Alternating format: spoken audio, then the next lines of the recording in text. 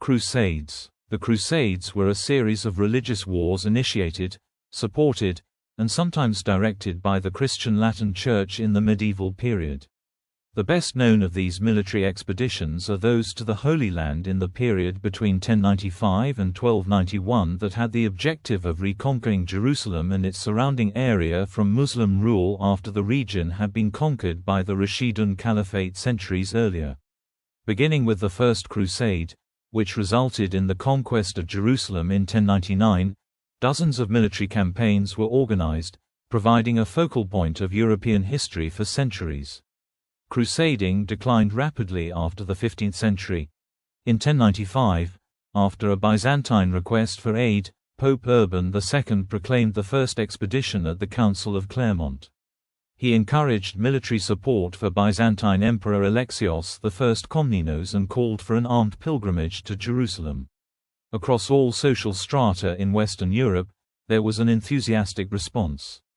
Participants came from all over Europe and had a variety of motivations. These included religious salvation, satisfying feudal obligations, opportunities for renown, and economic or political advantage.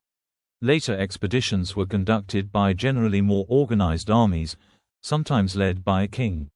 All were granted papal indulgences. Initial successes established 4 Crusader states: the County of Edessa, the Principality of Antioch, the Kingdom of Jerusalem, and the County of Tripoli. A European presence remained in the region in some form until the fall of Acre in 1291. After this, no further large military campaigns were organized.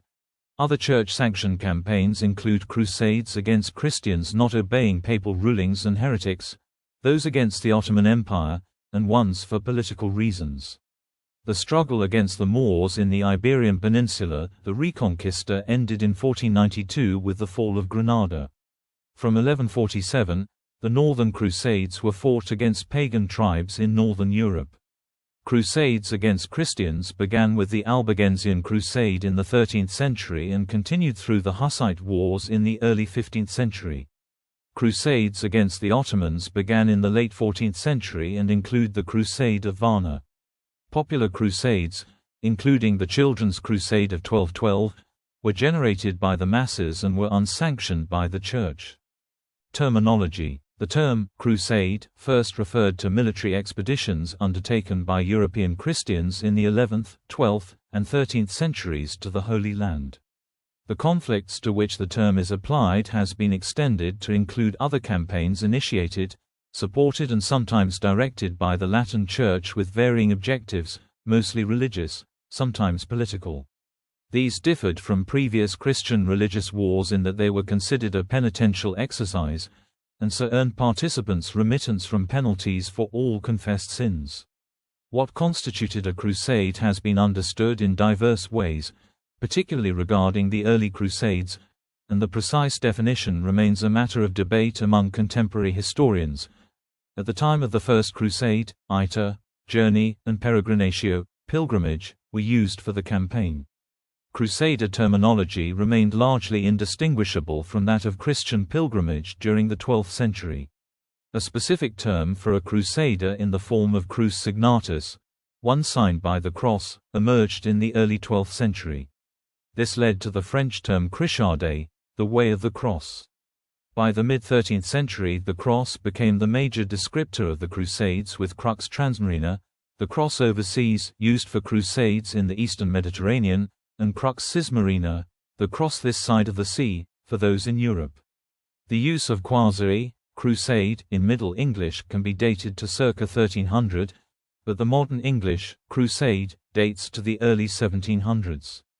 The Crusader states of Syria and Palestine were known as the Outre-mer, from the French outre-mer, or the land beyond the sea. Background. By the end of the 11th century, the period of Islamic Arab territorial expansion had been over for centuries. The Holy Land's remoteness from focus of Islamic power struggles enabled relative peace and prosperity in Syria and Palestine. Muslim Western European contact was only more than minimal in the conflict in the Iberian Peninsula. The Byzantine Empire and the Islamic world were long-standing centers of wealth, culture and military power. The Arab Islamic world tended to view Western Europe as a backwater that presented little organized threat. By 1025, the Byzantine Emperor Basil II had extended territorial recovery to its furthest extent. The frontiers stretched east to Iran. Bulgaria and much of southern Italy were under control, and piracy was suppressed in the Mediterranean Sea. The empire's relationships with its Islamic neighbors were no more quarrelsome than its relationships with the Slavs or the Western Christians. The Normans in Italy, to the north Pechenegs, Serbs and Cumans, and Seljuk Turks in the east all competed with the empire, and the emperors recruited mercenaries, even on occasions from their enemies, to meet this challenge. The political situation in Western Asia was changed by later waves of Turkish migration, in particular the arrival of the Seljuk Turks in the 10th century. Previously a minor ruling clan from Transoxania, they had recently converted to Islam and migrated into Iran. In 2 decades following their arrival, they conquered Iran, Iraq and the Near East. The Seljuks and their followers were from the Sunni tradition. This brought them into conflict in Palestine and Syria with the Fatimids, who were Shiite. The Seljuks were nomadic, Turkic-speaking and occasionally shamanistic, very different from their sedentary, Arabic-speaking subjects.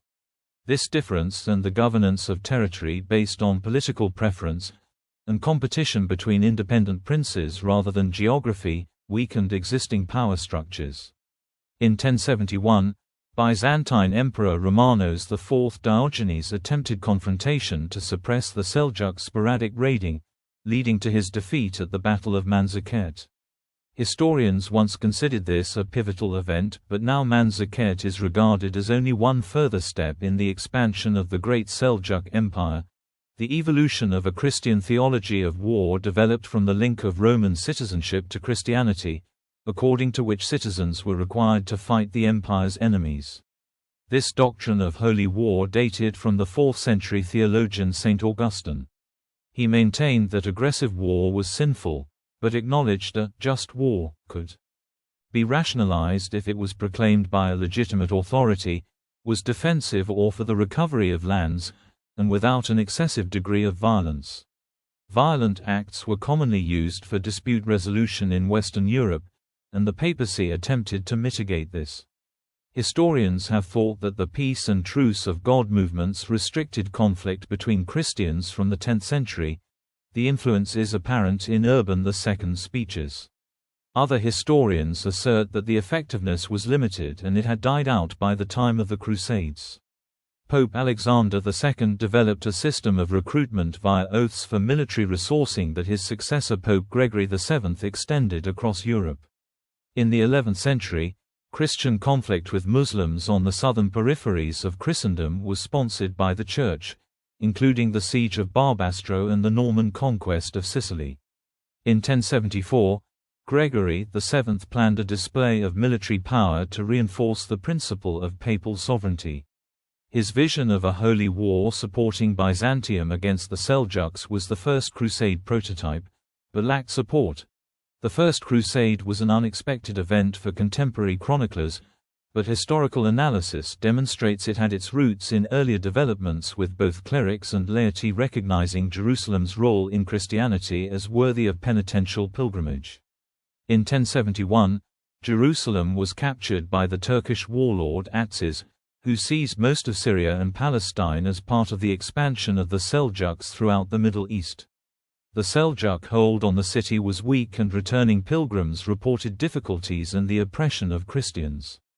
Byzantine desire for military aid converged with increasing willingness of the Western nobility to accept papal military direction. First Crusade. In 1095, Byzantine Emperor Alexios I Komnenos requested military aid from Pope Urban II at the Council of Piacenza.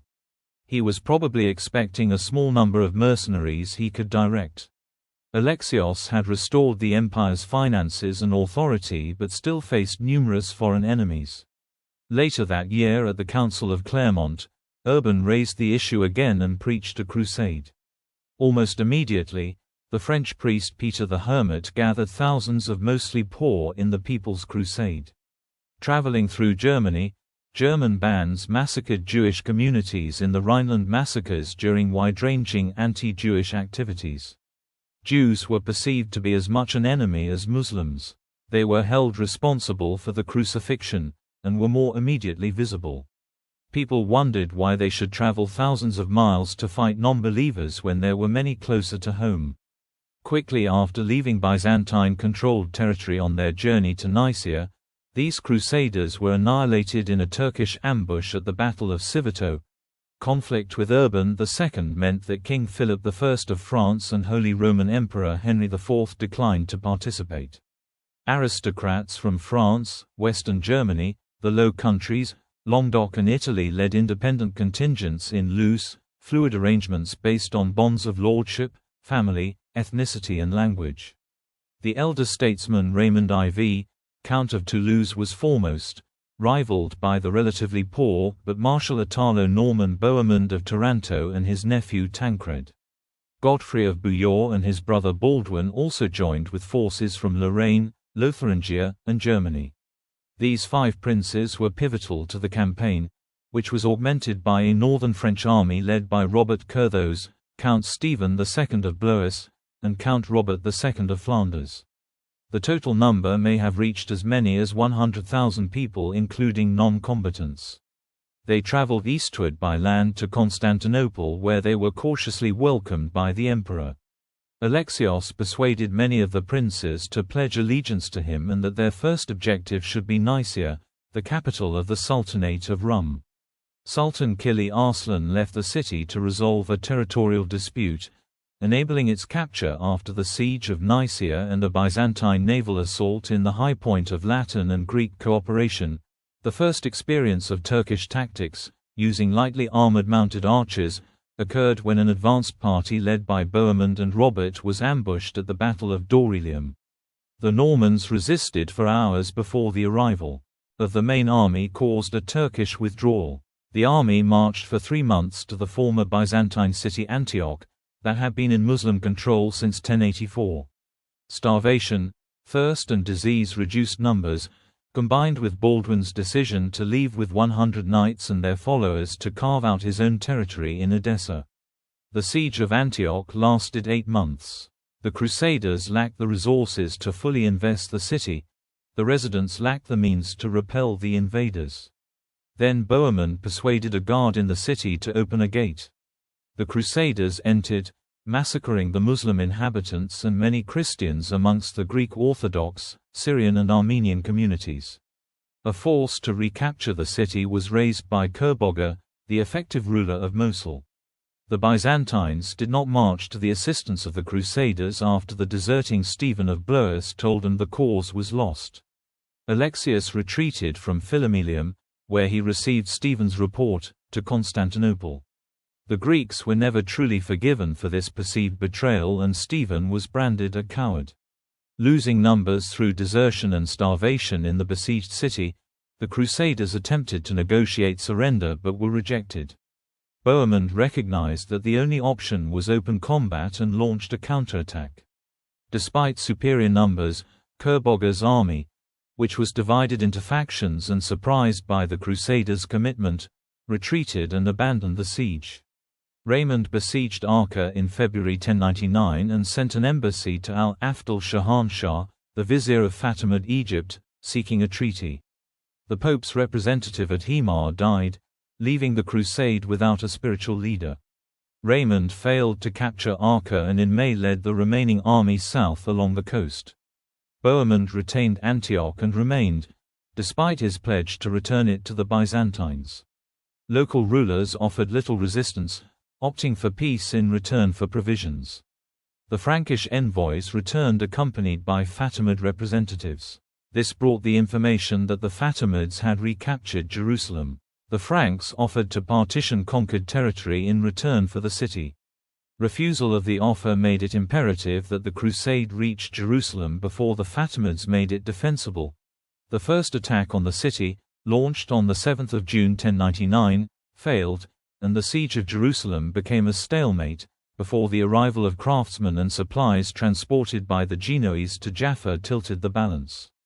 2 large siege engines were constructed and the one commanded by Godfrey breached the walls on the 15th of July. For 2 days the Crusaders massacred the inhabitants and pillaged the city. Historians now believe the accounts of the numbers killed have been exaggerated, but this narrative of massacre did much to cement the Crusaders' reputation for barbarism. Godfrey secured the Frankish position by defeating an Egyptian force at the Battle of Ascalon on 12 August. Most of the Crusaders considered their pilgrimage complete and returned to Europe. When it came to the future governance of the city, it was Godfrey who took leadership and the title of Advocatus Sancti Sepulchri, defender of the Holy Sepulchre. The presence of troops from Lorraine ended the possibility that Jerusalem would be an ecclesiastical domain and the claims of Raymond. Godfrey was left with a mere 300 knights and 2,000 infantry. Tancred also remained with the ambition to gain a princedom of his own. The Islamic world seems to have barely registered the crusade. Certainly, there is limited written evidence before 1130. This may be in part due to a reluctance to relate Muslim failure, but it is more likely to be the result of cultural misunderstanding.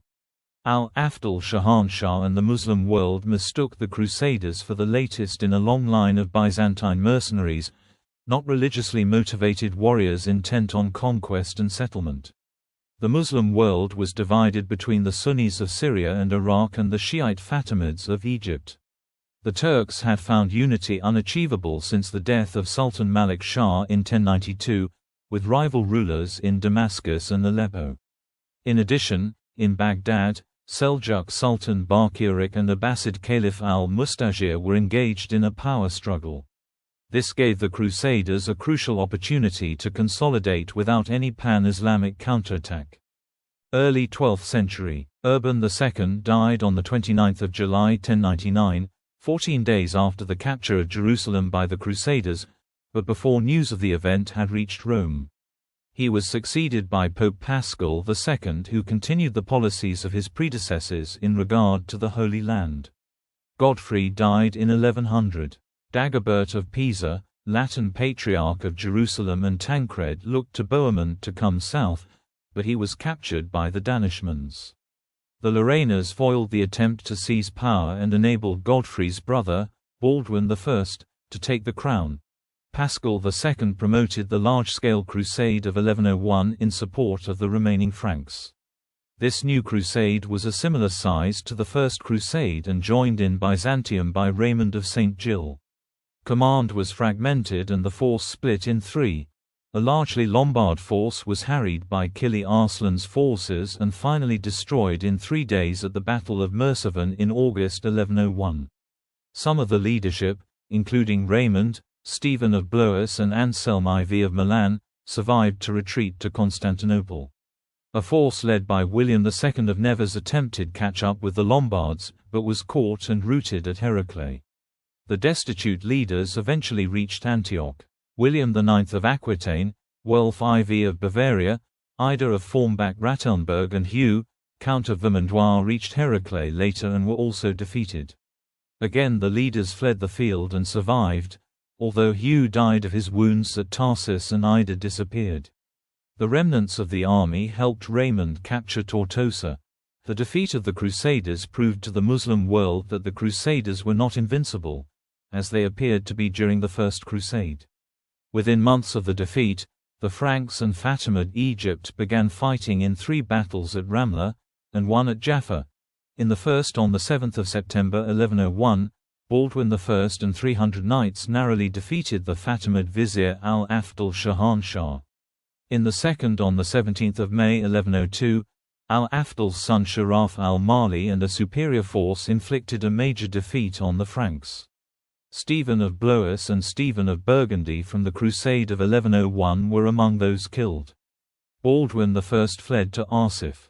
Victory at the Battle of Jaffa on 27 May 1102 saved the kingdom from virtual collapse.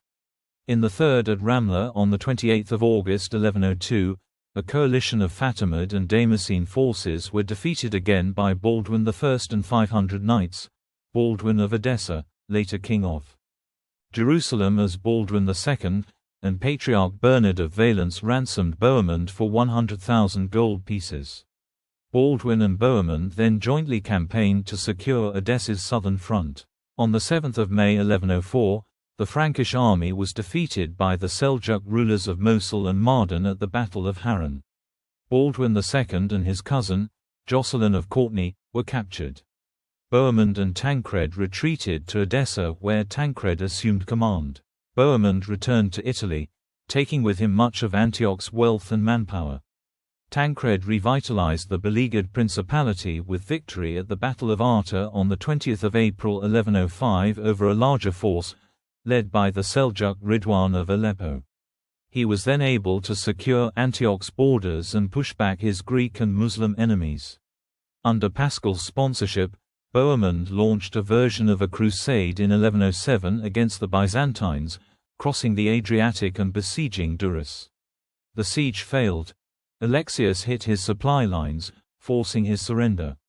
The terms laid out in the Treaty of Devil were never enacted because Bohemond remained in Apulia and died in 1111, leaving Tancred as notional regent for his son Bohemond II.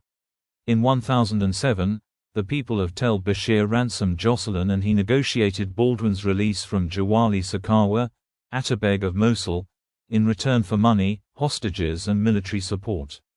Tancred and Baldwin, supported by their respective Muslim allies, entered violent conflict over the return of Edessa, leaving 2,000 Franks dead before Bernard of Valence, patriarch of both Antioch and Edessa, adjudicate in Baldwin's favor. On 13 May 1110, Baldwin II and a Genoese fleet captured Beirut. In the same month, Muhammad I Tapa, Sultan of the Seljuk Empire, sent an army to recover Syria, but a Frankish defensive force arrived at Edessa, ending the short siege of the city.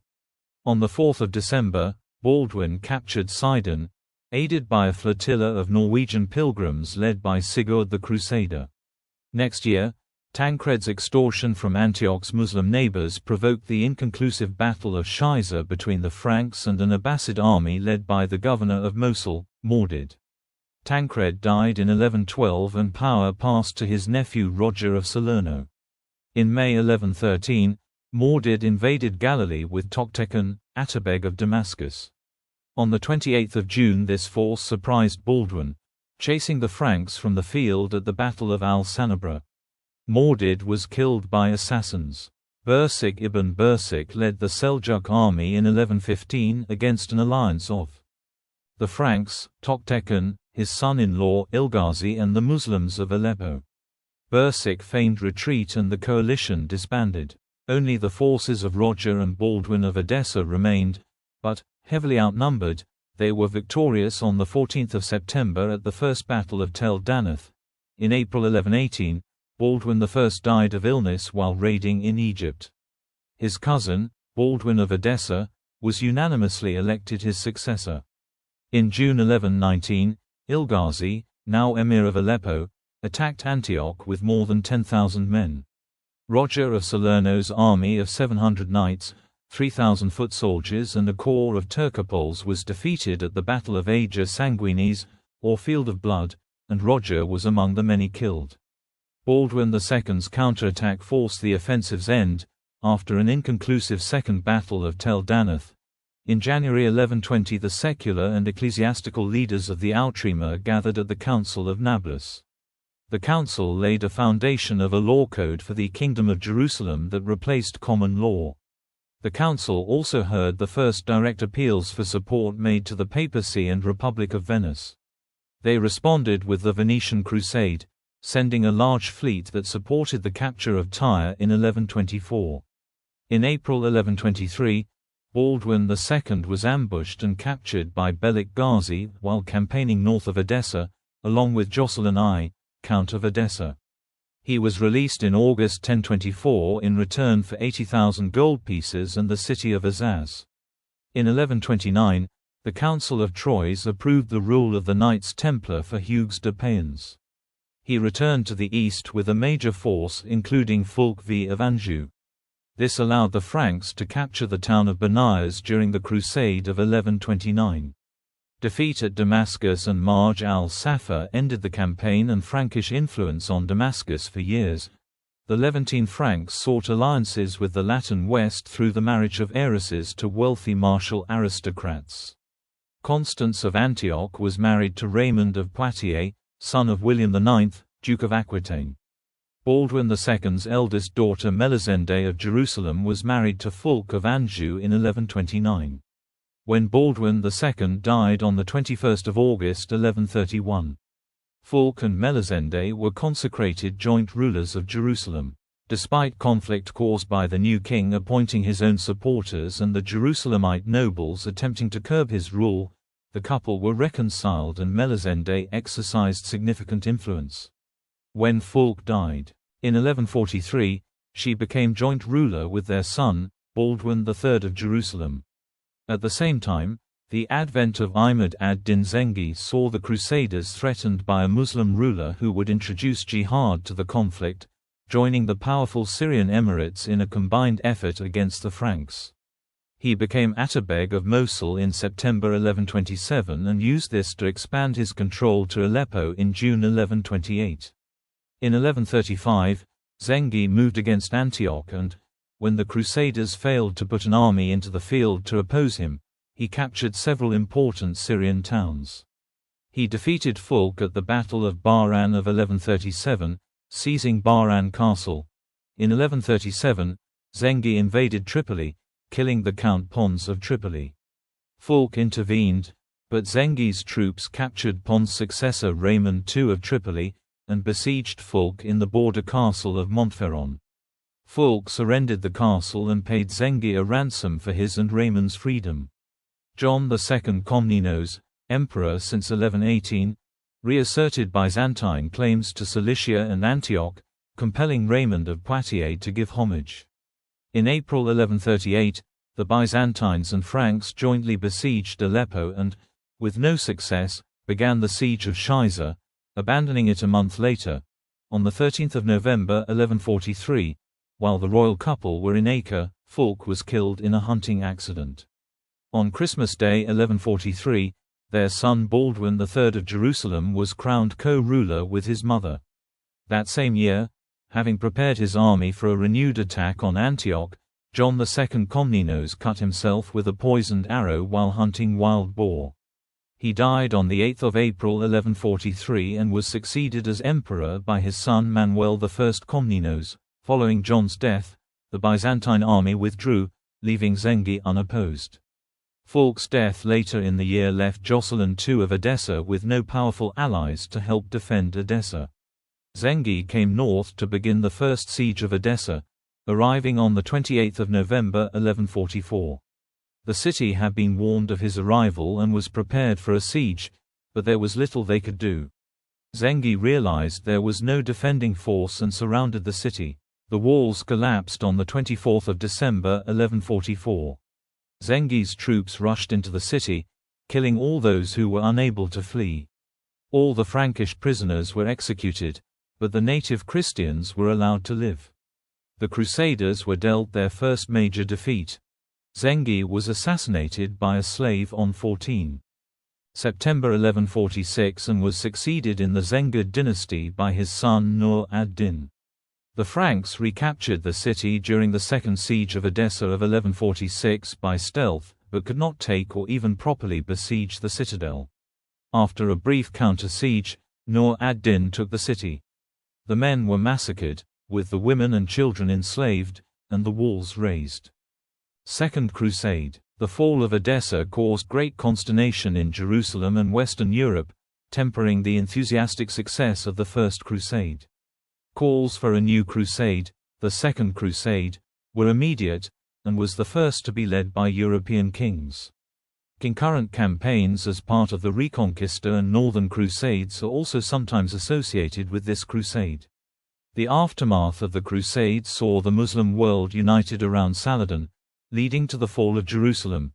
Eugene III, recently elected pope, issued the bull Quantum Predecesses in December 1145 calling for a new crusade, one that would be more organized and centrally controlled than the first. The armies would be led by the strongest kings of Europe and a route that would be pre-planned. The Pope called on Bernard of Clairvaux to preach the Second Crusade, granting the same indulgences which had accorded to the first Crusaders. Among those answering the call were two European kings, Louis VII of France and Conrad III of Germany. Louis, his wife, Eleanor of Aquitaine, and many princes and lords prostrated themselves at the feet of Bernard in order to take the cross. Conrad and his nephew Frederick Barbarossa also received the cross from the hand of Bernard. Conrad III and the German contingent planned to leave for the Holy Land at Easter, but did not depart until May 1147. When the German army began to cross Byzantine territory, Emperor Manuel I had his troops posted to ensure against trouble. A brief battle of Constantinople in September ensued, and their defeat at the emperor's hand convinced the Germans to move quickly to Asia Minor. Without waiting for the French contingent, Conrad III engaged the Seljuks of Rum under Sultan Mesud I, son and successor of Kili Arslan, the nemesis of the First Crusade. Mesud and his forces almost totally destroyed Conrad's contingent at the Second Battle of Dorylaeum on 25 October 1147. The French contingent departed in June 1147. In the meantime, Roger II of Sicily, an enemy of Conrad's, had invaded Byzantine territory. Manuel I needed all his army to counter this force, and, unlike the armies of the First Crusade, the Germans and French entered Asia with no Byzantine assistance. The French met the remnants of Conrad's army in northern Turkey, and Conrad joined Louis's force. They fended off a Seljuk attack at the Battle of Ephesus on 24 December 1147. A few days later, they were again victorious at the Battle of the Meander. Louis was not as lucky at the Battle of Mount Cadmus on 6 January 1148 when the army of Mesud inflicted heavy losses on the Crusaders. Shortly thereafter, they sailed for Antioch, almost totally destroyed by battle and sickness. The Crusader army arrived at Antioch on 19 March 1148 with the intent on moving to retake Edessa, but Baldwin III of Jerusalem and the Knights Templar had other ideas. The Council of Acre was held on 24 June 1148, changing the objective of the Second Crusade to Damascus, a former ally of the kingdom that had shifted its allegiance to that of the Zengids. The Crusaders fought the Battle of Bosra with the Damascenes in the summer of 1147, with no clear winner. Bad luck and poor tactics of the Crusaders led to the disastrous 5-day siege of Damascus from 24 to 28 July 1148. The barons of Jerusalem withdrew support and the Crusaders retreated before the arrival of a relief army led by Nūr-ad-Din. Morale fell, hostility to the Byzantines grew and distrust developed between the newly arrived Crusaders and those that had made the region their home after the earlier Crusades. The French and German forces felt betrayed by the other, lingering for a generation due to the defeat, to the ruin of the Christian kingdoms in the Holy Land. In the spring of 1147, Eugene III authorized the expansion of his mission into the Iberian Peninsula, equating these campaigns against the Moors with the rest of the Second Crusade. The successful siege of Lisbon, from 1 July to 25 October 1147, was followed by the 6-month siege of Tortosa, ending on 30 December 1148 with a defeat for the Moors. In the north, some Germans were reluctant to fight in the Holy Land while the pagan Wends were a more immediate problem. The resulting Wendish Crusade of 1147 was partially successful but failed to convert the pagans to Christianity. The disastrous performance of this campaign in the Holy Land damaged the standing of the papacy, soured relations between the Christians of the kingdom and the West for many years, and encouraged the Muslims of Syria to even greater efforts to defeat the Franks. The dismal failures of this crusade then set the stage for the fall of Jerusalem, leading to the Third Crusade. Nūr-ad-Din and the rise of Saladin. In the first major encounter after the Second Crusade, Nūr-ad-Din's forces then destroyed the Crusader army at the Battle of Inab on 29 June 1149. Raymond of Poitiers, as Prince of Antioch, came to the aid of the besieged city. Raymond was killed and his head was presented to Nūr-ad-Din, who forwarded it to the Caliph al-Muqtafi in Baghdad. In 1150, Nūr-ad-Din defeated Jocelyn II of Edessa for a final time, resulting in Jocelyn being publicly blinded, dying in prison in Aleppo in 1159. Later that year, at the Battle of Aintab, he tried but failed to prevent Baldwin III's evacuation of the residents of Turbessel. The unconquered portions of the county of Edessa would nevertheless fall to the Zengids within a few years. In 1152, Raymond II of Tripoli became the first Frankish victim of the assassins. Later that year, Nūr-ad-Din captured and burned Tortosa, briefly occupying the town before it was taken by the Knights Templar as a military headquarters. After the siege of Ascalon ended on the 22nd of August 1153 with a Crusader victory, Damascus was taken by Nūr-ad-Din the next year, uniting all of Syria under Zengid rule.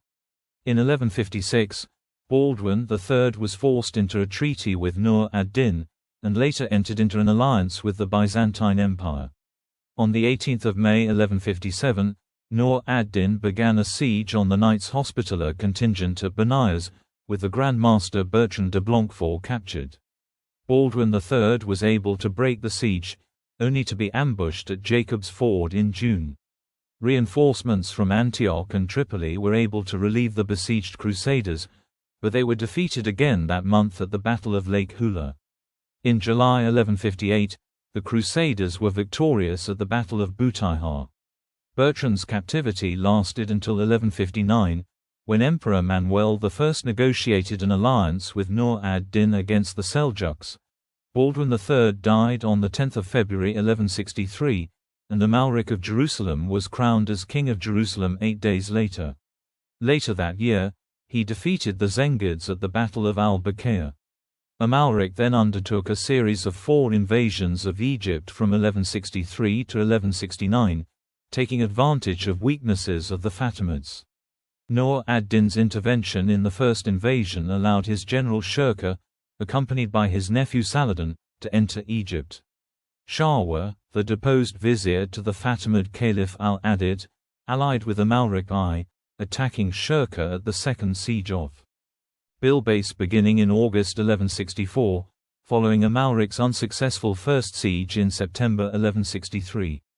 This action left the Holy Land lacking in defenses, and Nūr-ad-Din defeated a Crusader forces at the Battle of Haram in August 1164, capturing most of the Franks' leaders.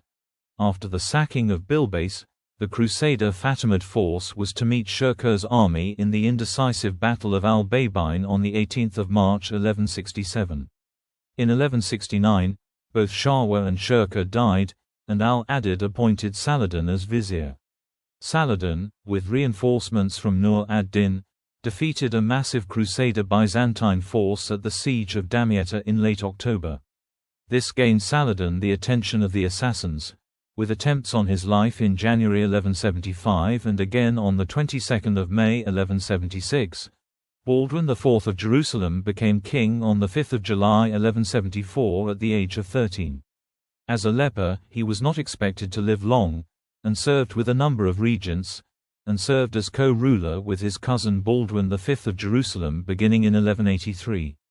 Baldwin IV, Raynald of Châtillon and the Knights Templar defeated Saladin at the celebrated Battle of Montgessard on 25 November 1177. In June 1179, the Crusaders were defeated at the Battle of Marj Ayyub, and in August the unfinished castle at Jacob's Ford fell to Saladin, with the slaughter of half its Templar garrison. However, the kingdom repelled his attacks at the Battle of Beaver Castle in 1182 and later in the Siege of Kerak of 1183. Fall of Jerusalem. Baldwin V became sole king upon the death of his uncle in 1185 under the regency of Raymond III of Tripoli. Raymond negotiated a truce with Saladin which went awry when the king died in the summer of 1186.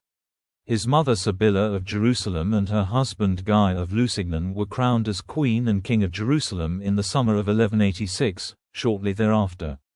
They immediately had to deal with the threat posed by Saladin. Despite his defeat at the Battle of Al-Fulay in the fall of 1183, Saladin increased his attacks against the Franks, leading to their defeat at the Battle of Cresson on 1 May 1187. Guy of Lusignan responded by raising the largest army that Jerusalem had ever put into the field. Saladin lured this force into inhospitable terrain without water supplies and routed him at the Battle of Hattin on 4 July 1187. One of the major commanders was Raymond III of Tripoli, who saw his force slaughtered, with some knights deserting to the enemy, and narrowly escaping, only to be regarded as a traitor and coward. Guy of Lusignan was one of the few captives of Saladin's after the battle, along with Raynald of Châtillon and Humphrey Ivy of Toron. Raynald was beheaded, settling an old score. Guy and Humphrey were imprisoned in Damascus and later released in 1188. As a result of his victory, much of Palestine quickly fell to Saladin. The siege of Jerusalem began on 20 September 1187 and the Holy City was surrendered to Saladin by Balian of Ibelin on 2 October.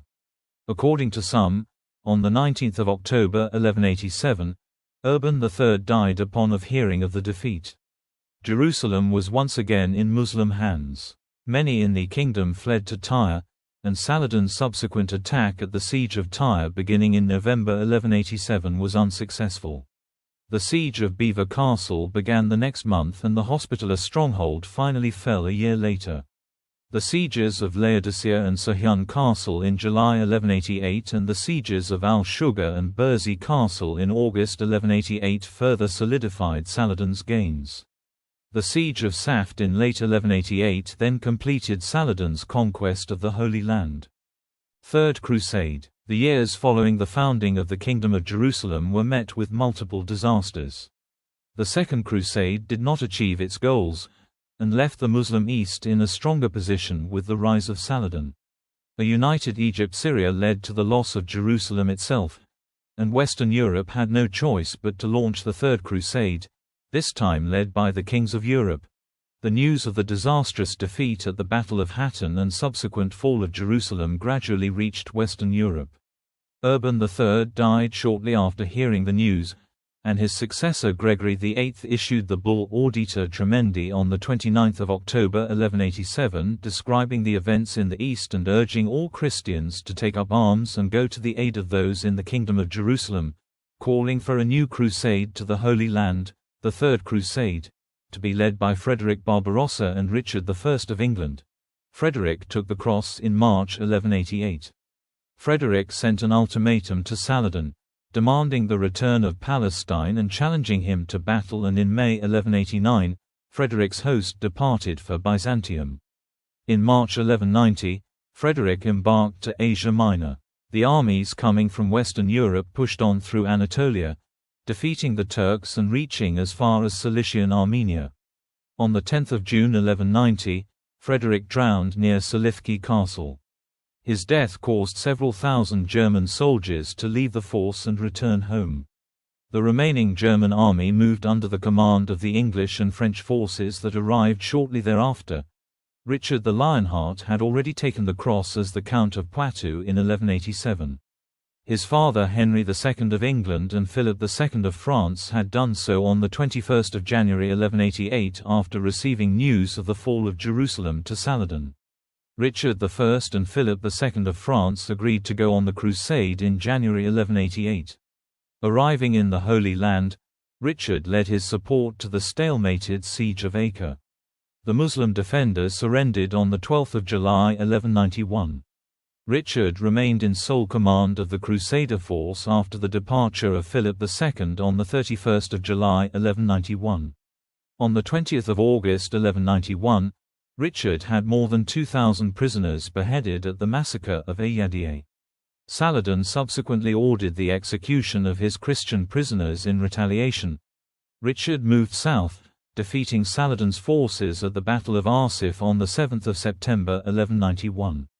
3 days later, Richard took Jaffa, held by Saladin since 1187, and advanced inland towards Jerusalem. On 12 December 1191 Saladin disbanded the greater part of his army. Learning this, Richard pushed his army forward, to within 12 miles from Jerusalem before retreating back to the coast. The Crusaders made another advance on Jerusalem, coming within sight of the city in June before being forced to retreat again. Hugh III of Burgundy, leader of the Franks, was adamant that a direct attack on Jerusalem should be made. This split the Crusader army into two factions, and neither was strong enough to achieve its objective. Without a united command, the army had little choice but to retreat back to the coast. On the 27th of July 1192, Saladin's army began the Battle of Jaffa, capturing the city. Richard's forces stormed Jaffa from the sea and the Muslims were driven from the city. Attempts to retake Jaffa failed and Saladin was forced to retreat. On the 2nd of September 1192, Richard and Saladin entered into the Treaty of Jaffa, providing that Jerusalem would remain under Muslim control, while allowing unarmed Christian pilgrims and traders to freely visit the city. This treaty ended the Third Crusade. 3 years later, Henry VI launched the Crusade of 1197. While his forces were en route to the Holy Land, Henry VI died in Messina on the 28th of September 1197. The nobles that remained captured the Levant coast between Tyre and Tripoli before returning to Germany.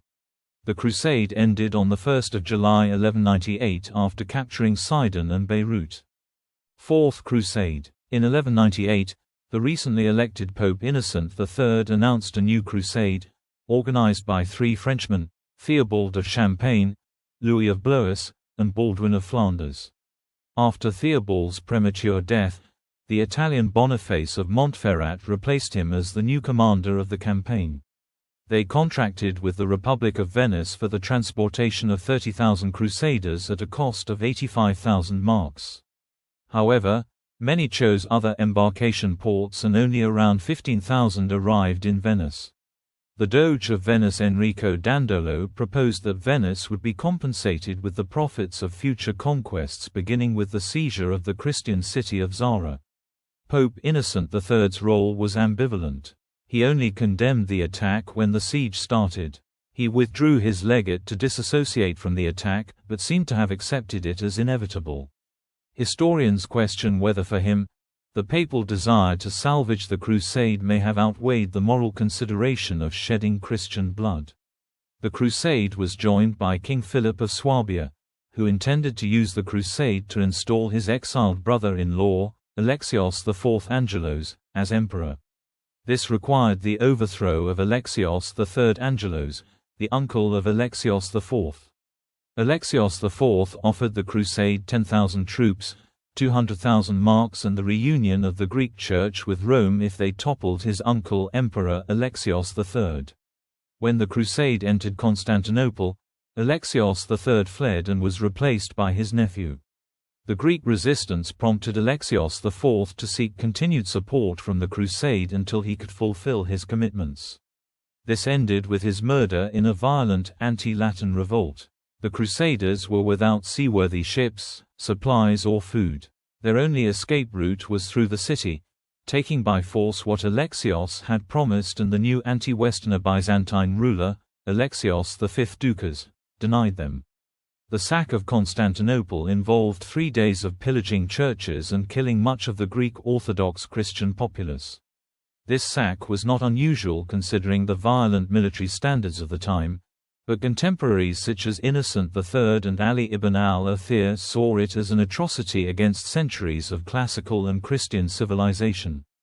Fifth Crusade. The Fifth Crusade, 1217–1221, was a campaign by Western Europeans to reacquire Jerusalem and the rest of the Holy Land by first conquering Egypt, ruled by the Sultan al-Adil, brother of Saladin. In 1213, Innocent III called for another crusade at the Fourth Lateran Council, and in the papal bull Quia Maior. Innocent died in 1216 and was succeeded by Honorius III, who immediately called on Andrew II of Hungary and Frederick II of Germany to lead a crusade. Frederick had taken the cross in 1215, but hung back, with his crown still in contention, and Honorius delayed the expedition. Andrew II left for Acre in August 1217, joining John of Brienne, king of Jerusalem. The initial plan of a two-prong attack in Syria and in Egypt was abandoned, and instead the objective became limited operations in Syria. After accomplishing little, the ailing Andrew returned to Hungary early in 1218. As it became clear that Frederick II was not coming to the east, the remaining commanders began the planning to attack the Egyptian port of Damietta, The fortifications of Damietta included the Burj al-Silsila, the chain tower, with massive chains that could stretch across the Nile. The siege of Damietta began in June 1218 with a successful assault on the tower. The loss of the tower was a great shock to the Ayyubids, and the Sultan al-Adil died soon thereafter. He was succeeded as Sultan by his son al-Kamil. Further offensive action by the Crusaders would have to wait until the arrival of additional forces, including Legate Pelagius with a contingent of Romans. A group from England arrived shortly thereafter. By February 1219, the Crusaders now had Damietta surrounded, and al-Kamil opened negotiations with the Crusaders, asking for envoys to come to his camp. He offered to surrender the Kingdom of Jerusalem, less the fortresses of Al-Karik and Crac de Montreal, guarding the road to Egypt, in exchange for the evacuation of Egypt. John of Brienne and the other secular leaders were in favor of the offer, as the original objective of the crusade was the recovery of Jerusalem. But Pelagius and the leaders of the Templars and Hospitallers refused. Later, Francis of Assisi arrived to negotiate unsuccessfully with the Sultan. In November 1219, the Crusaders entered Damietta and found it abandoned, al-Kamil having moved his army south. In the captured city, Pelagius was unable to prod the Crusaders from their inactivity, and many returned home, their vow fulfilled. Al-Kamil took advantage of this lull to reinforce his new camp at Mansoura, renewing his peace offering to the Crusaders, which was again refused. Frederick II sent troops and word that he would soon follow, but they were under orders not to begin offensive operations until he had arrived. In July 1221, Pelagius began to advance to the south. John of Brienne argued against the move, but was powerless to stop it. Already deemed a traitor for opposing the plans and threatened with excommunication, John joined the force under the command of the legate. In the ensuing Battle of Mansoura in late August, al-Kamil had the sluices along the right bank of the Nile opened, flooding the area and rendering battle impossible. Pelagius had no choice but to surrender.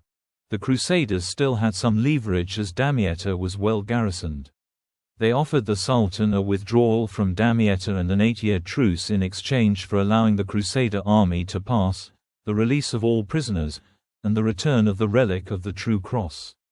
Prior to the formal surrender of Damietta, the two sides would maintain hostages, among them John of Brienne and Hermann of Salza for the Frank side and a son of al-Kamil for Egypt. The masters of the military orders were dispatched to Damietta, where the forces were resistant to giving up, with the news of the surrender, which happened on 8 September 1221. The Fifth Crusade was over, a dismal failure, unable to even gain the return of the peace of the True Cross. Sixth Crusade. The Sixth Crusade, 1228–1229, was a military expedition to recapture the city of Jerusalem. It began 7 years after the failure of the Fifth Crusade and involved very little actual fighting. The diplomatic maneuvering of Frederick II resulted in the Kingdom of Jerusalem regaining some control over Jerusalem for much of the ensuing 15 years. The Sixth Crusade is also known as the Crusade of Frederick II. Of all the European sovereigns, only Frederick II, the Holy Roman Emperor, was in a position to regain Jerusalem. Frederick was, like many of the 13th-century rulers, a serial crus signatus, having taken the cross multiple times since 1215.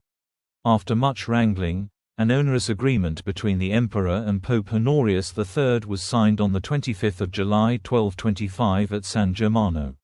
Frederick promised to depart on the crusade by August 1227 and remain for 2 years. During this period, he was to maintain and support forces in Syria and deposit escrow funds at Rome in gold. These funds would be returned to the emperor once he arrived at Acre. If he did not arrive, the money would be employed for the needs of the Holy Land. Frederick II would go on the crusade as King of Jerusalem. He married John of Brienne's daughter Isabella II by proxy in August 1225 and they were formally married on 9 November 1227. Frederick claimed the kingship of Jerusalem despite John having been given assurances that he would remain as king. Frederick took the crown in December 1225. Frederick's first royal decree was to grant new privileges on the Teutonic Knights, placing them on equal footing as the Templars and Hospitallers. After the Fifth Crusade, the Ayyubid Sultan al-Kamil became involved in civil war in Syria and, having unsuccessfully tried negotiations with the West beginning in 1219, again tried this approach, offering return of much of the Holy Land in exchange for military support. Becoming Pope in 1227, Gregory IX was determined to proceed with the crusade. The first contingents of Crusaders then sailed in August 1227, joining with forces of the kingdom and fortifying the coastal towns. The emperor was delayed while his ships were refitted. He sailed on the 8th of September 1227, but before they reached their first stop, Frederick was struck with the plague and disembarked to secure medical attention. Resolved to keep his oath, he sent his fleet on to Acre. He sent his emissaries to inform Gregory IX of the situation, but the Pope did not care about Frederick's illness, just that he had not lived up to his agreement. Frederick was excommunicated on the 29th of September 1227, branded a wanton violator of his sacred oath taken many times. Frederick made his last effort to be reconciled with Gregory. It had no effect and Frederick sailed from Brindisi in June 1228. After a stop at Cyprus, Frederick II arrived in Acre on the 7th of September 1228 and was received warmly by the military orders, despite his excommunication. Frederick's army was not large, mostly German, Sicilian and English. Of the troops he had sent in 1227 had mostly returned home. He could neither afford nor mount a lengthening campaign in the Holy Land given the ongoing War of the Keys with Rome. The Sixth Crusade would be one of negotiation. After resolving the internecine struggles in Syria, al-Kamil's position was stronger than it was a year before when he made his original offer to Frederick. For unknown reasons, the two sides came to an agreement. The resultant Treaty of Jaffa was concluded on the 18th of February 1229, with al-Kamil surrendering Jerusalem, with the exception of some Muslim holy sites, and agreeing to a 10-year truce. Frederick entered Jerusalem on the 17th of March 1229 and received the formal surrender of the city by al-Kamil's agent and the next day, crowned himself. On the 1st of May 1229, Frederick departed from Acre and arrived in Sicily a month before the Pope knew that he had left the Holy Land. Frederick obtained from the Pope relief from his excommunication on the 28th of August 1230 at the Treaty of Ceprano. The results of the Sixth Crusade were not universally acclaimed. Two letters from the Christian side tell differing stories, with Frederick touting the great success of the endeavor and the Latin Patriarch painting a darker picture of the emperor and his accomplishments. On the Muslim side, al-Kamil himself was pleased with the accord, but others regarded the treaty as a disastrous event. In the end, the Sixth Crusade successfully returned Jerusalem to Christian rule and had set a precedent, in having achieved success on crusade without papal involvement. The Crusades of 1239 to 1241. The Crusades of 1239 to 1241, also known as the Barons' Crusade, were a series of crusades to the Holy Land that, in territorial terms, were the most successful since the First Crusade. The major expeditions were led separately by Theobald I of Navarre and Richard of Cornwall. These crusades are sometimes discussed along with that of Baldwin of Courtenay to Constantinople. In 1229, Frederick II and the Ayyubid Sultan al-Kamil had agreed to a 10-year truce.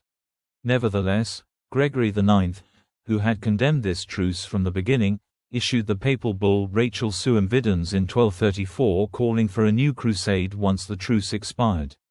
A number of English and French nobles took the cross, but the crusade's departure was delayed because Frederick, whose lands the crusaders had planned to cross, opposed any crusading activity before the expiration of this truce. Frederick was again excommunicated in 1239, causing most crusaders to avoid his territories on their way to the Holy Land. The French expedition was led by Theobald I of Navarre and Hugh of Burgundy, joined by Amaury of Montfort and Peter of Dreux. On the 1st of September 1239, Theobald arrived in Acre, and was soon drawn into the Ayyubid civil war, which had been raging since the death of al-Kamil in 1238. At the end of September, al-Kamil's brother as-Saleh Ismail seized Damascus from his nephew, as-Saleh Ayyub, and recognized al-Adil II as Sultan of Egypt. Theobald decided to fortify Ascalon to protect the southern border of the kingdom and to move against Damascus later. While the Crusaders were marching from Acre to Jaffa, Egyptian troops moved to secure the border in what became the Battle at Gaza. Contrary to Theobald's instructions and the advice of the military orders, a group decided to move against the enemy without further delay, but they were surprised by the Muslims who inflicted a devastating defeat on the Franks. The masters of the military orders then convinced Theobald to retreat to Acre rather than pursue the Egyptians and their Frankish prisoners. A month after the battle at Gaza, an-Nazir Daud, emir of Iraq, seized Jerusalem, virtually unguarded. The internal strife among the Ayyubids allowed Theobald to negotiate the return of Jerusalem. In September 1240, Theobald departed for Europe, while Hugh of Burgundy remained to help fortify Ascalon. On 8 October 1240, the English expedition arrived, led by Richard of Cornwall. The force marched to Jaffa, where they completed the negotiations for a truce with Ayyubid leaders begun by Theobald just a few months prior. Richard consented. The new agreement was ratified by Ayyub by 8 February 1241, and prisoners from both sides were released on 13 April. Meanwhile, Richard's forces helped to work on Ascalon's fortifications, which were completed by mid-March 1241. Richard entrusted the new fortress to an imperial representative, and departed for England on 3 May 1241. In July 1239, Baldwin of Courtenay, the young heir to the Latin Empire, travelled to Constantinople with a small army. In the winter of 1239, Baldwin finally returned to Constantinople, where he was crowned emperor around Easter of 1240, after which he launched his crusade. Baldwin then besieged and captured Zuralem, a Nicaean stronghold 75 miles west of Constantinople. Although the Barons' Crusade returned the kingdom to its largest size since 1187, the gains would be dramatically reversed a few years later. On 15 July 1244, the city was reduced to ruins during the siege of Jerusalem and its Christians massacred by the Khwarezmian army. A few months later, the Battle of La Fourbe permanently crippled Christian military power in the Holy Land. The sack of the city and the massacre which accompanied it encouraged Louis IX of France to organize the Seventh Crusade. The Seventh Crusade. The Seventh Crusade, 1248–1254, was the first of the two Crusades led by Louis IX of France. Also known as the Crusade of Louis IX to the Holy Land, its objective was to reclaim the Holy Land by attacking Egypt, the main seat of Muslim power in the Middle East, then under as-Saleh Ayyub, son of al-Kamil.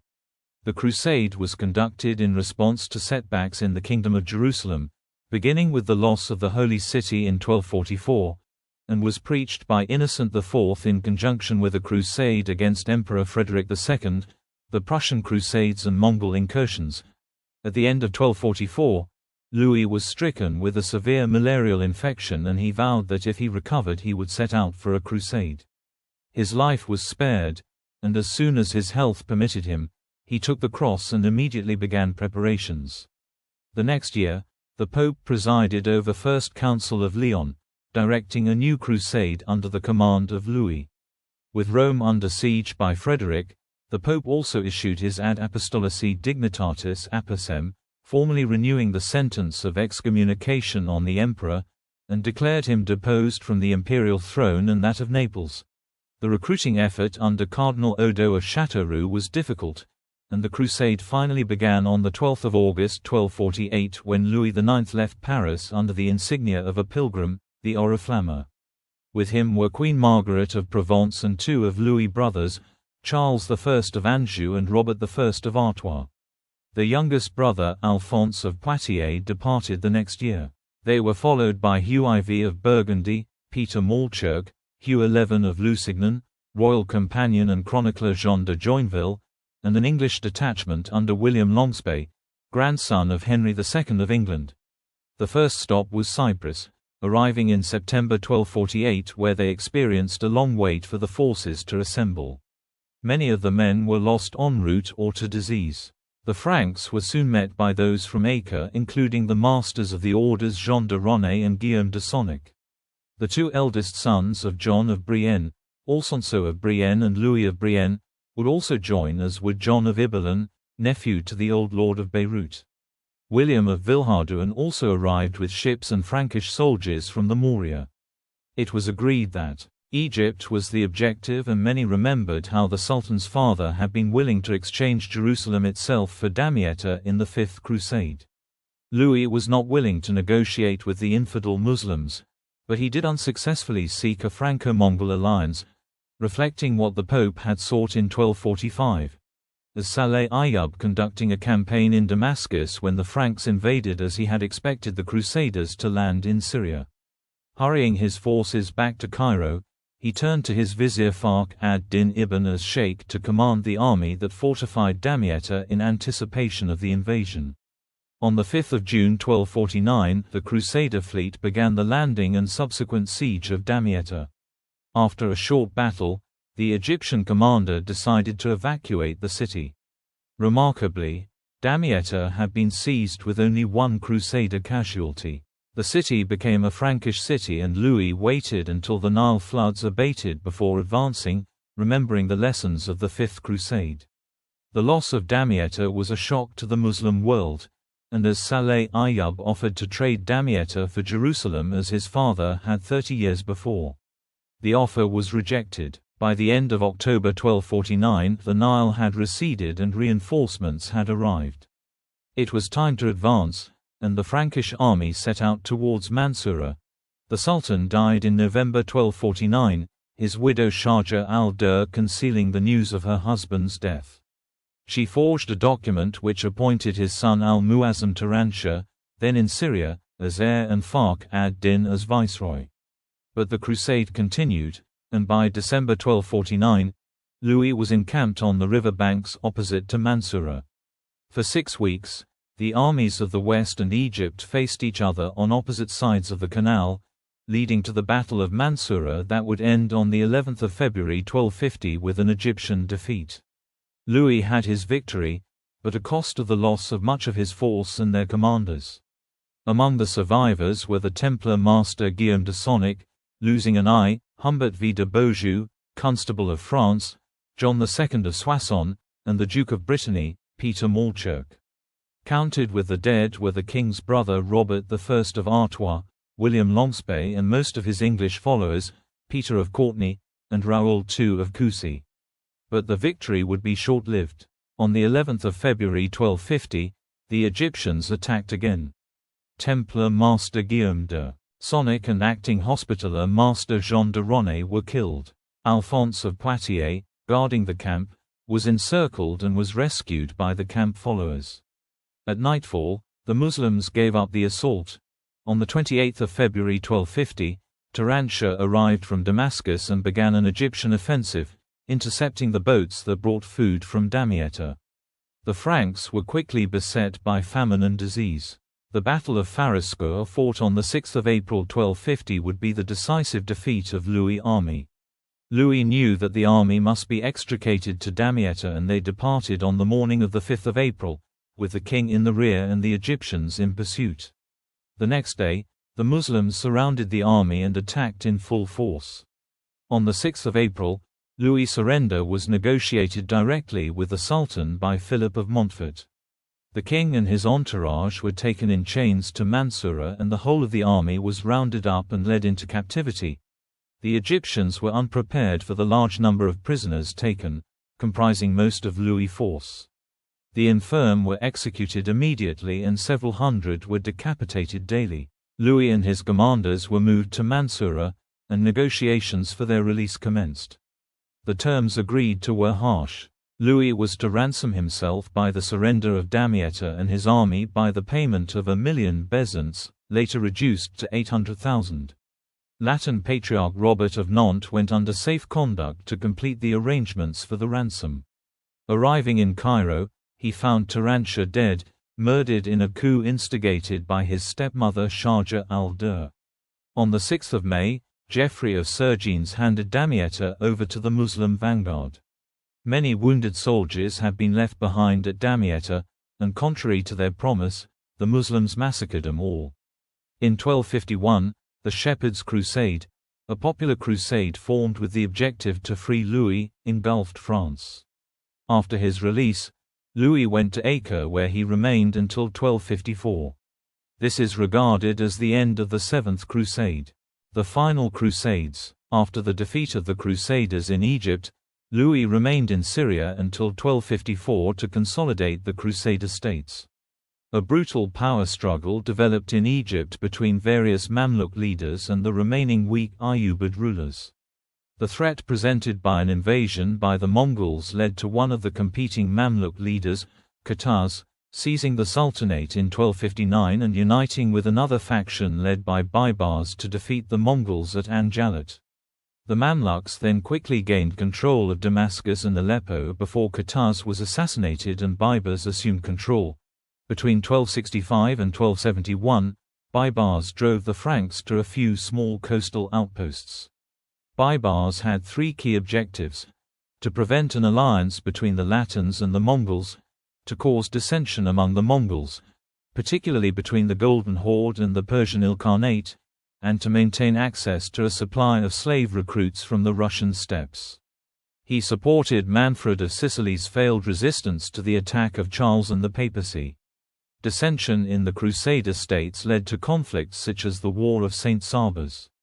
Venice drove the Genoese from Acre to Tyre where they continued to trade with Egypt. Indeed, Baibars negotiated free passage for the Genoese with Michael VIII Palaiologos, Emperor of Nicaea, the newly restored ruler of Constantinople. In 1270 Charles turned his brother King Louis IX's crusade, known as the Eighth Crusade, to his own advantage by persuading him to attack Tunis. The Crusader army was devastated by disease, and Louis himself died at Tunis on 25 August. The fleet returned to France. Prince Edward, the future King of England, and a small retinue arrived too late for the conflict but continued to the Holy Land in what is known as Lord Edward's Crusade. Edward survived an assassination attempt, negotiated a 10-year truce, and then returned to manage his affairs in England. This ended the last significant crusading effort in the eastern Mediterranean. Decline and fall of the Crusader States. The years 1272 to 1302 include numerous conflicts throughout the Levant as well as the Mediterranean and Western European regions, and many crusades were proposed to free the Holy Land from Mamluk control. These include ones of Gregory X, Charles I of Anjou and Nicholas IV, none of which came to fruition. The major players fighting the Muslims included the kings of England and France, the kingdoms of Cyprus and Sicily, the three military orders and Mongol Ilkhanate. The end of Western European presence in the Holy Land was sealed with the fall of Tripoli and their subsequent defeat at the Siege of Acre in 1291. The Christian forces managed to survive until the final fall of Nūr-ad-Din in 1302. The Holy Land would no longer be the focus of the West even though various crusades were proposed in the early years of the 14th century.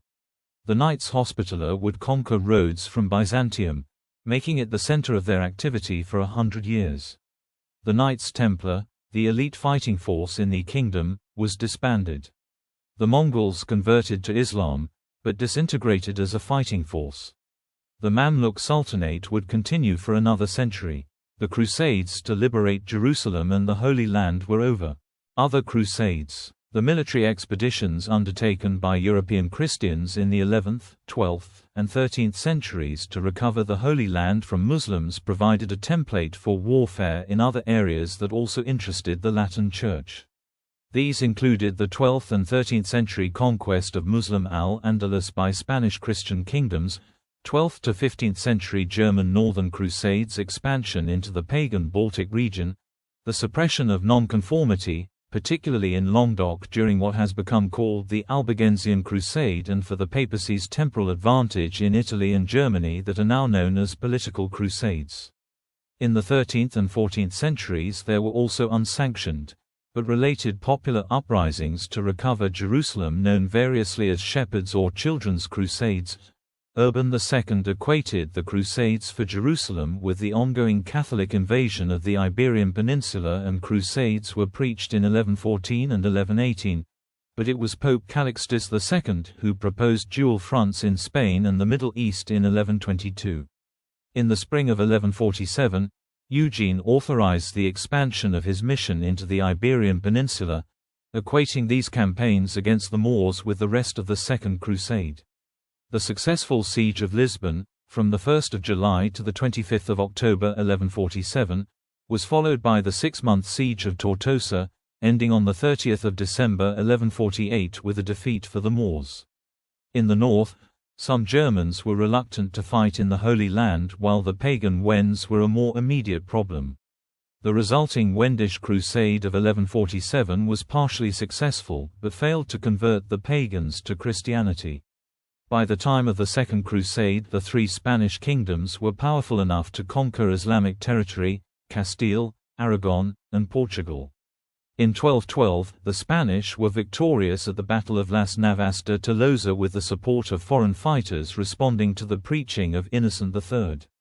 Many of these deserted because of the Spanish tolerance of the defeated Muslims, for whom the Reconquista was a war of domination rather than extermination. In contrast, the Christians formerly living under Muslim rule, called Mozarabs, had the Roman Rite relentlessly imposed on them and were absorbed into mainstream Catholicism. Al-Andalus, Islamic Spain, was completely suppressed in 1492 when the Emirate of Granada surrendered. In 1147, Pope Eugene III extended Calixtus's idea by authorizing a crusade on the German northeastern frontier against the pagan Wends from what was primarily economic conflict. From the early 13th century, there was significant involvement of military orders, such as the Livonian Brothers of the Sword and the Order of Dobjin. The Teutonic Knights diverted efforts from the Holy Land, absorbed these orders and established the state of the Teutonic Order. This evolved the Duchy of Prussia and Duchy of Courland and Semigalia in 1525 and 1562, respectively. By the beginning of the 13th century, papal reticence in applying crusades against the papacy's political opponents and those considered heretics. Innocent III proclaimed a crusade against Catharism that failed to suppress the heresy itself but ruined the culture, the Languedoc. This set a precedent that was followed in 1212 with pressure exerted on the city of Milan for tolerating Catharism, in 1234 against the Stedinger peasants of northwestern Germany, in 1234 and 1241 Hungarian crusades against Bosnian heretics. The historian Norman Housley notes the connection between heterodoxy and anti-papalism in Italy. Indulgence was offered to anti-heretical groups such as the Militia of Jesus Christ and the Order of the Blessed Virgin Mary. Innocent III declared the first political crusade against Frederick II's regent, Marquard von Anweiler, and when Frederick later threatened Rome in 1240, Gregory IX used crusading terminology to raise support against him. On Frederick II's death, the focus moved to Sicily. In 1263, Pope Urban IV offered crusading indulgences to Charles of Anjou in return for Sicily's conquest. However, these wars had no clear objectives or limitations, making them unsuitable for crusading. The 1281 election of a French pope, Martin IV, brought the power of the papacy behind Charles. Charles's preparations for a crusade against Constantinople were foiled by the Byzantine Emperor Michael VIII Palaiologos, who instigated an uprising called the Sicilian Vespers. Instead, Peter III of Aragon was proclaimed King of Sicily, despite his excommunication and an unsuccessful Aragonese crusade. Political crusading continued against Venice over Ferrara. Louis IV, King of Germany when he marched to Rome for his imperial coronation, and the free companies of mercenaries. The Latin states established were a fragile patchwork of petty realms threatened by Byzantine successor states, the Despotate of Epirus, the Empire of Nicaea and the Empire of Trebizond. Thessaloniki fell to Epirus in 1224, and Constantinople to Nicaea in 1261. Achaia and Athens survived under the French after the Treaty of Viterbo. The Venetians endured a long-standing conflict with the Ottoman Empire until the final possessions were lost in the Seventh Ottoman-Venetian War in the 18th century. This period of Greek history is known as the Francocratia or Latinocratia, Frankish or Latin rule, and designates a period when Western European Catholics ruled Orthodox Byzantine Greeks. The major crusades of the 14th century include the Crusade against the Dulcinians, the Crusade of the Poor, the Anti-Catalan Crusade, the Shepherds' Crusade, the Smyrnote Crusades, the Crusade against Novgorod, the Savoyard Crusade, the Alexandrian Crusade, the Despences Crusade, the Mahdia, Tadellus, and Bona Crusades, and the Crusade of Nicopolis. The threat of the expanding Ottoman Empire prompted further crusades of the 15th century.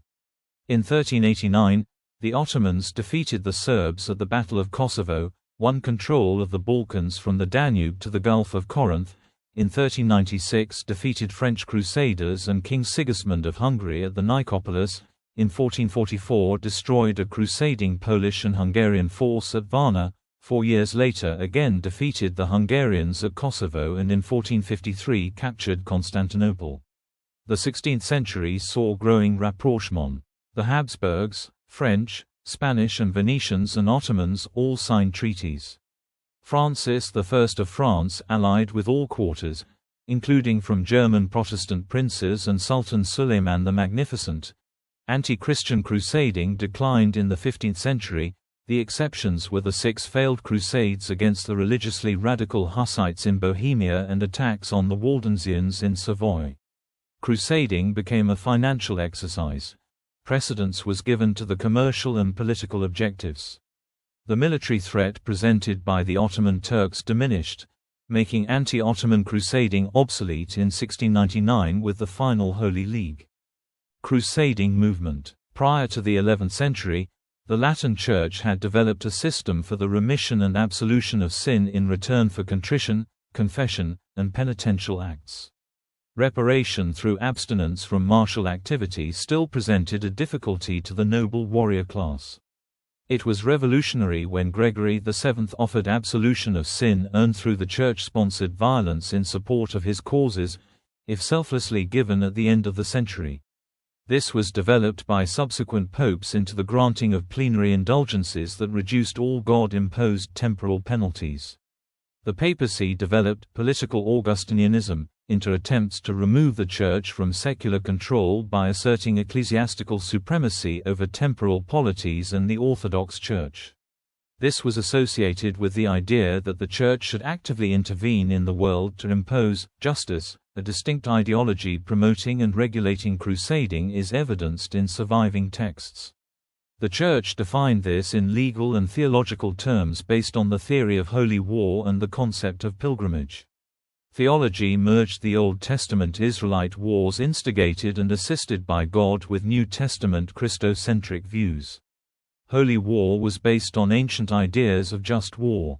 The 4th century theologian Augustine of Hippo had Christianized this, and it eventually became the paradigm of Christian holy war. Theologians widely accepted the justification that holy war against pagans was good, because of their opposition to Christianity. The Holy Land was the patrimony of Christ. Its recovery was on behalf of God. The Albigensian Crusade was a defense of the French Church. The Northern Crusades were campaigns conquering lands beloved of Christ's mother Mary for Christianity. Inspired by the First Crusade, the crusading movement went on to define late medieval Western culture and impacted the history of the Western Islamic world. Christendom was geopolitical, and this underpinned the practice of the medieval church. Reformists of the 11th century urged these ideas which declined following the Reformation. The ideology continued after the 16th century with the military orders but dwindled in competition with other forms of religious war and new ideologies. Military orders. The military orders were forms of a religious order first established early in the 12th century with the function of defending Christians, as well as observing monastic vows.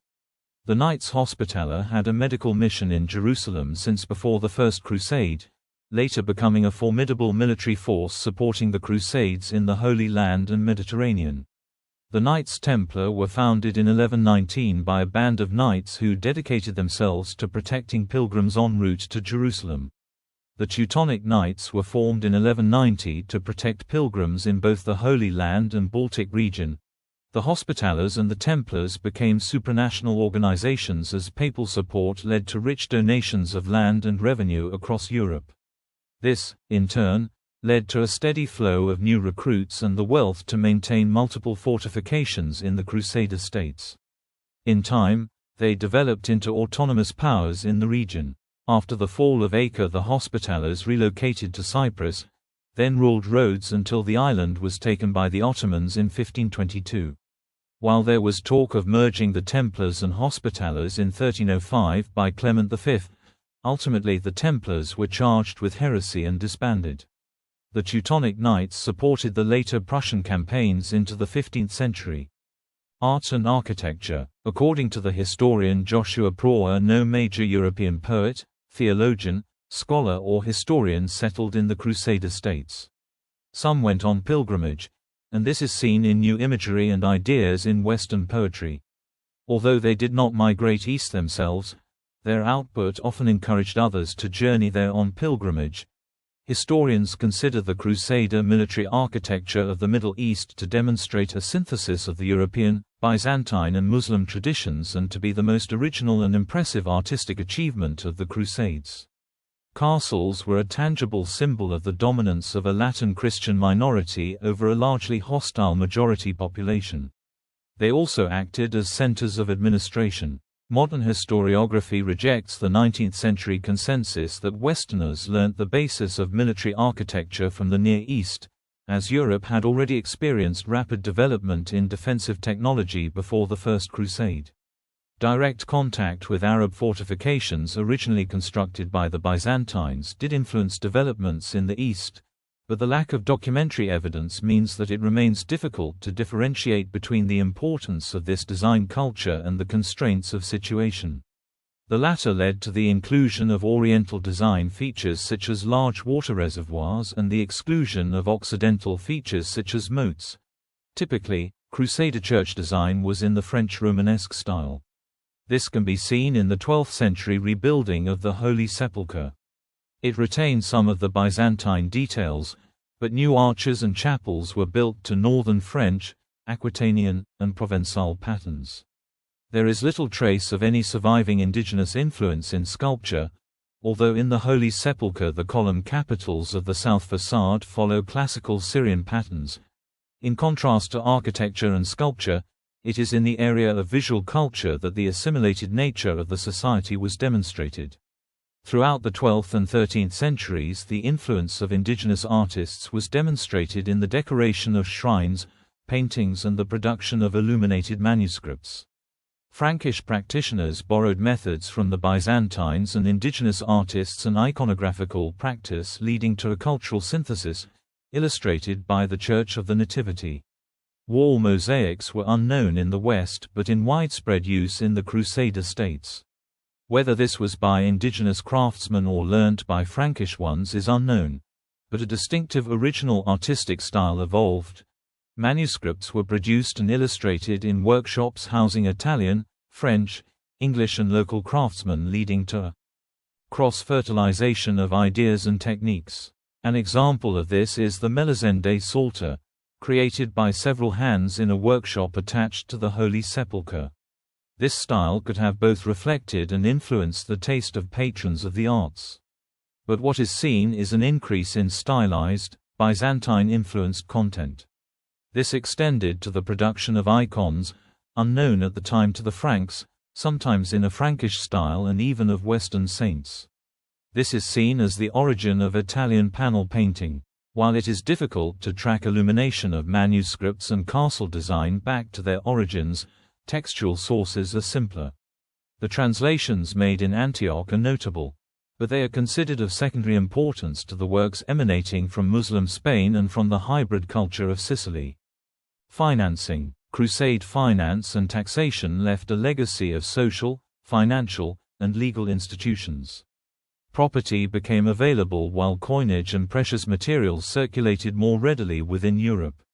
Crusading expeditions created immense demands for food supplies, weapons, and shipping that benefited merchants and artisans.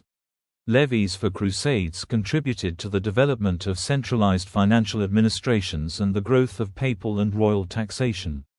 This aided development of representative bodies whose consent was required for many forms of taxation. The Crusades strengthened exchanges between Oriental and Occidental economic spheres. The transport of pilgrims and crusaders notably benefited Italian maritime cities, such as the Trio of Venice, Pisa, and Genoa. Having obtained commercial privileges in the fortified places of Syria, they became the favored intermediaries for trade in goods such as silk, spices, as well as other raw alimentary goods and mineral products. Trade with the Muslim world was thus extended beyond existing limits. Merchants were further advantaged by technological improvements, and long-distance trade as a whole expanded. The increased volume of goods being traded through ports of the Latin Levant and the Muslim world made this the cornerstone of a wider Middle Eastern economy, as manifested in important cities along the trade routes, such as Aleppo, Damascus, and Acre. It became increasingly common for European merchants to venture further east, and business was conducted fairly despite religious differences, and continued even in times of political and military tensions. Legacy. The Crusades created national mythologies, tales of heroism, and a few place names. Historical parallelism and the tradition of drawing inspiration from the Middle Ages have become keystones of political Islam, encouraging ideas of a modern jihad and a centuries-long struggle against Christian states, while secular Arab nationalism highlights the role of Western imperialism. Modern Muslim thinkers, politicians and historians have drawn parallels between the Crusades and political developments such as the establishment of Israel in 1948. Right-wing circles in the Western world have drawn opposing parallels, considering Christianity to be under an Islamic religious and demographic threat that is analogous to the situation at the time of the Crusades. Crusader symbols and anti-Islamic rhetoric are presented as an appropriate response. These symbols and rhetoric are used to provide a religious justification and inspiration for a struggle against a religious enemy. Historiography. The historiography of the Crusades is concerned with the history of the histories during the Crusader period. The subject is a complex one, with overviews provided in Select Bibliography of the Crusades, Modern Historiography, and Crusades, Bibliography and Sources. The histories describing the Crusades are broadly of three types. 1. The primary sources of the Crusades, which include works written in the medieval period, generally by participants in the crusade or written contemporaneously with the event, letters and documents in archives, and archaeological studies. 2. Secondary sources, beginning with early consolidated works in the 16th century and continuing to modern times. And 3. Tertiary sources, primarily encyclopedias, bibliographies and genealogies. Primary sources. The primary sources for the Crusades are generally presented in the individual articles on each crusade and summarized in the list of sources for the Crusades. For the First Crusade, this includes the original Latin chronicles, including the Gesta Francorum, works by Albert of Aachen and Fulcher of Chartres, the Alexiad by Byzantine Princess Anna Komnena, the complete work of history by Muslim historian Ali ibn al-Athir, and the Chronicle of Armenian historian Matthew of Edessa. Many of these and related texts are found in the collections Recueil des Historiens des Crusades, RHC, and Crusade texts in translation. The work of William of Tyre, Historia Rerum in Partibus Transmarinis Gestarum, and its continuations by later historians complete the foundational work of the traditional crusade. Some of these works also provide insight into the later Crusades and Crusader States. Other works include eyewitness accounts of the Second Crusade by Odo of Jew and Otto of Freising. The Arab view from Damascus is provided by Ibn al-Qalanisi. Works on the Third Crusade such as Libellus de Expugnatione Terrae Sanctae per Saladinum Expedition, the Itinerarium Regis Ricardi, and the works of Crusaders Tajeno and Roger of Howden, and the narratives of Richard of Devizes, Ralph de Diceto, Ralph of Coggeshall and Arnold of Lubeck. The Arabic works by al-Isfahani and al-Maqdisi as well as the biography of Saladin by Baha ad-Din ibn Shaddad are also of interest. The Fourth Crusade is described in the Devastatio Constantinopolitana and works of Geoffrey of Villehardouin, in his Chronicle de la Conquête de Constantinople, Robert de Clary and Gunther of Paris. The view of Byzantium is provided by Nicetas Choniates and the Arab perspective is given by Abu Shama and Abu Fida. The history of the Fifth and Sixth Crusades is well represented in the works of Jacques de Vitry, Oliver of Paderborn and Roger of Wendover, and the Arabic works of Badr al-Din al-Aini. Key sources for the later Crusades include Gestas des Chypros, Jean de Joinville's Life of St. Louis, as well as works by Guillaume de Nangis, Matthew Paris, Fidentius of Padua and al-Makrizi. After the fall of Acre, the Crusades continued in through the 16th century. Principal references on this subject are the Wisconsin Collaborative History of the Crusades and Norman Housley's The Later Crusades, 1274–1580, From Lyons to Alcazar. Complete bibliographies are also given in these works. Secondary sources. The secondary sources of the Crusades began in the 16th century, with one of the first uses of the term Crusades by 17th-century French historian Louis Meimberg in his Histoire des Croisades pour la délivrance de la Terre Sainte. Other works of the 18th century include Voltaire's Histoire des Croisades, and Edward Gibbon's Decline and Fall of the Roman Empire, excerpted as the Crusades, AD 1095–1261. This edition also includes an essay on chivalry by Walter Scott, whose works helped popularize the Crusades. Early in the 19th century, the monumental Histoire des Croisades was published by the French historian Joseph-François Michaud, a major new narrative based on original sources. These histories have provided evolving views of the Crusades as discussed in detail in the historiography write-up in Crusading movement. Modern works that serve as secondary source material are listed in the bibliography section below and need no further discussion here.